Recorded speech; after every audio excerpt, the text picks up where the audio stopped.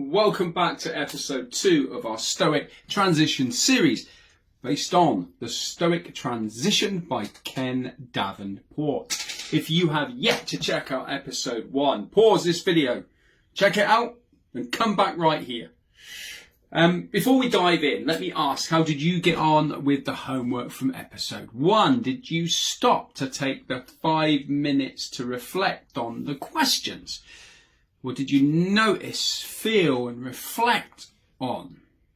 Considering who you are beyond the rank, the role and the uniform can be challenging, but it's essential. As we said in the last video, you are not your rank, title or transition status. You are more than that. And that leads us perfectly to today's topic of finding your inner Stoic. Now, I'll be honest. I was sceptical when I first heard about Stoicism. It sounded cold, even emotionless. But that's not what Ken shares in his chapter.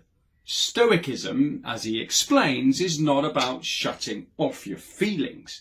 It's about understanding them and responding to life's chaos with calm.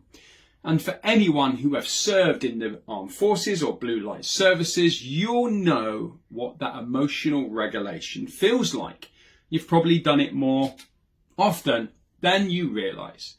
And this chapter unpicks 4 Stoic virtues: courage, temperance, justice and wisdom. Now, they might sound old-fashioned, but they're surprisingly relevant when you apply them to modern life, especially in transition. So let's take a quick look at them. Courage. Do you have the courage to face what's next?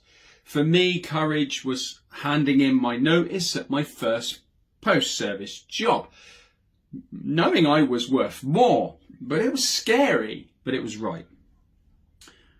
Temperance. Can you find the balance, that moment when you want to say yes to everything, but you know you must protect your time, your energy, and your well-being?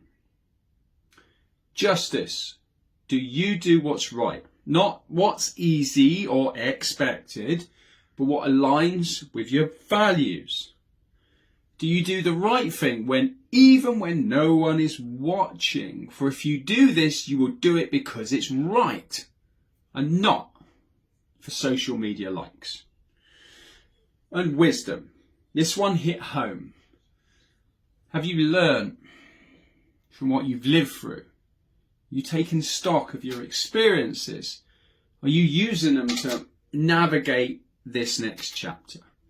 Ken then discusses the 3 Stoic disciplines of desire, action, assent.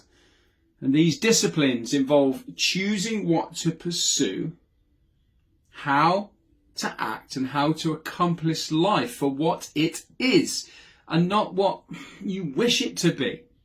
This reminded me much of John Stevenson's discussion in The Making of a Hunter, particularly around mindset and owning your own narrative. Both books share that central truth.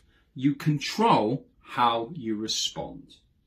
And we hear about 4 significant Stoic figures. I'll try to say these correct. So Zeno, Seneca, Epictetus, and Marcus Aurelius. All face loss, adversity and uncertainty just like we do, but they left us tools for thinking clearly, acting with purpose and leading ourselves with strength and kindness. And look, let me be honest for a moment. When I left uniform life, I didn't expect to struggle with the basics like identity, purpose and a lack of uniform, but I did. And that's why these principles matter. They're not fluffy, they're timeless, and they help you anchor yourself significantly when everything around you shifts. So here's your homework. Reflect on the 4 Stoic virtues: courage, temperance, justice and wisdom. Which are you strongest in? Which one needs some development? write them down, and think for a minute, in the last 12 months, where each one has showed up or didn't. Be honest, the answers might surprise you. In the next video, we'll move into rule number 1.